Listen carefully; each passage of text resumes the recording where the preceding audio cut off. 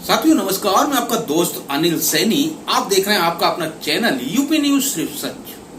साथियों, जैसा कि आप लोग जानते हैं कि देश में इस समय लोकतंत्र का महापर्व चल रहा है और यहाँ पर 7 चरणों में होने वाले लोकसभा के चुनाव का आज आखिरी चरण भी संपन्न हो गया है। पक्ष और विपक्ष के नेताओं ने आज आखिरी चरण में प्रचार के लिए अपनी पूरी ताकत झोंक दी है। इसी कड़ी में उत्तर प्रदेश के मुख्यमंत्री योगी आदित्यनाथ आज हिमाचल प्रदेश में फिल्म अभिनेत्री कंगना रनौत के प्रचार के लिए कुल्लू लोकसभा क्षेत्र पहुंचे, जहां पर उन्होंने एक चुनावी जनसभा को संबोधित किया। कुल्लू लोकसभा क्षेत्र में चुनावी जनसभा को संबोधित करते हुए सीएम योगी ने विपक्षी पार्टियों पर करारा प्रहार किया। सीएम योगी ने कहा कि कांग्रेस का जो घोषणा पत्र है वह भानुमति का पिटारा है। इसके अलावा सीएम योगी ने और क्या कहा, आप भी सुनिए पूरा उनका संबोधन। हम भारत के अस्मिता और अस्तित्व के साथ खिलवाड़ करने वाले लोग नहीं हैं। हम तो भारत को भारतीयता के रूप में पहचानने वाले, भारत की अस्मिता और अस्तित्व के लिए जो आवश्यक होगा उस प्रकार का कदम उठाने में हमें कोई संकोच नहीं। और आपने बदलते हुए भारत को देखा है 10 वर्ष में, मोदी जी के नेतृत्व में बदलते हुए भारत को, एक ऐसा भारत आज जो एक भारत भी है और श्रेष्ठ भारत भी है। दुनिया के अंदर सम्मान बढ़ा है, देश की सीमाएं सुरक्षित हुई हैं। हिमाचल का नौजवान देश की सीमाओं की रक्षा करते हुए पूरी मजबूती के साथ खड़ा है। आतंकवाद और नक्सलवाद समाप्त हुआ है। मुझे याद है, ये महेश्वर सिंह जी हैं, हम लोग संसद में रहते थे, कांग्रेस की सरकार थी और देखते थे हम लगातार आतंकी घटनाएं घटित होती थी। कभी कश्मीर में, कभी दिल्ली में, कभी अहमदाबाद में, कभी चेन्नई में, कभी अयोध्या में, कभी काशी में, कभी लखनऊ में, लगातार घटनाएं घटित होती थी। हम लोग उस समय की कांग्रेस की सरकार से कहते थे कि आतंकवाद से निपटो, आतंकवाद के सामने क्यों घुटना टेके हुए हो।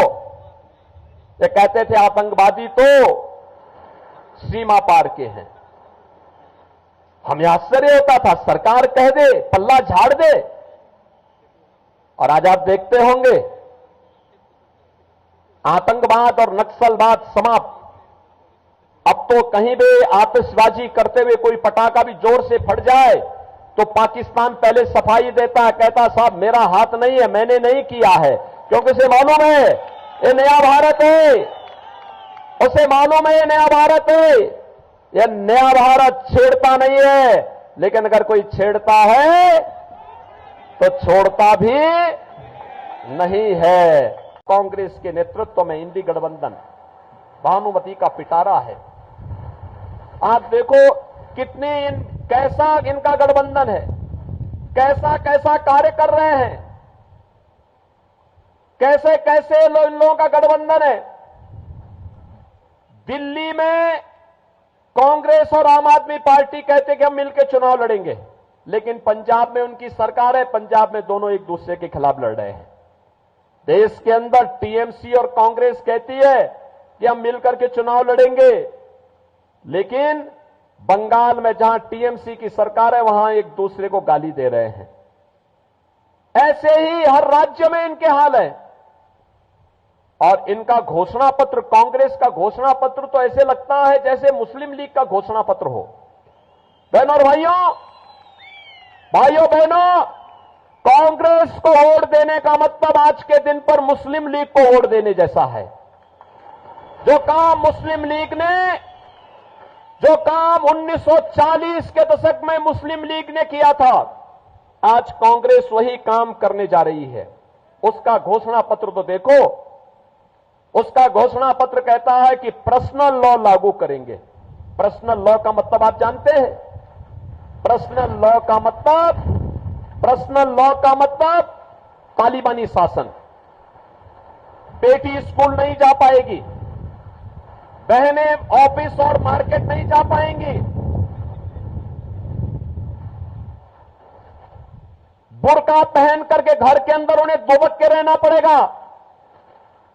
भारतीय जनता पार्टी इस बात की घोषणा करती है, भारत बाबा साहब भीमराव अंबेडकर के द्वारा बनाए गए संविधान से चलेगा, किसी सरिया कानून से भारत नहीं चलेगा। कांग्रेस की इन मंशाओं को पूरा नहीं होने देंगे। और वीर भूमि हिमाचल प्रदेश से मैं आपसे यही कहना चाहूंगा, हमें कांग्रेस की मंशाओं को पूरा नहीं होने देना है।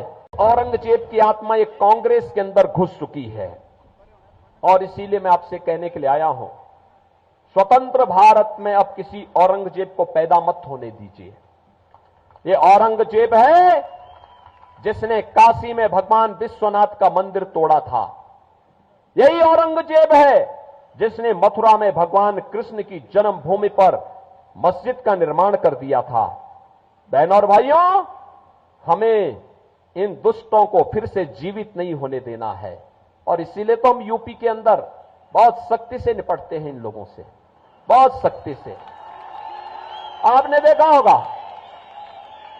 आज तो मैं जब हिमाचल आता हूं तो हिमाचल का ट्रांसपोर्टर मेरे पास आता है, कहता साहब जब से आपकी सरकार आई है, बीजेपी की सरकार आई है, हम बड़े सुकून से यूपी के अंदर जाते हैं। मैंने कहा कैसे? कहा साहब आज वहां कोई परेशानी नहीं, कोई लूटपाट नहीं, कोई पैसा हमसे नहीं मांगता। लेकिन दूसरी तरफ वहां पे ये औरंगजेब को अपना आदर्श मानने वाले जितने बड़े बड़े माफिया थे, इन माफिया को हमने एकदम ठीक करने का काम किया है। बहनों और भाइयों, हमारा संकल्प था कि अयोध्या में रामलला का भव्य मंदिर बनाएंगे, वह संकल्प भी पूरा हुआ और हमारा संकल्प था कि उत्तर प्रदेश को माफिया मुक्त करके इनको मिट्टी में मिलाने का काम करेंगे। बहनों और भाइयों, आज आप देखते होंगे उत्तर प्रदेश में कोई माफिया नहीं बचा है।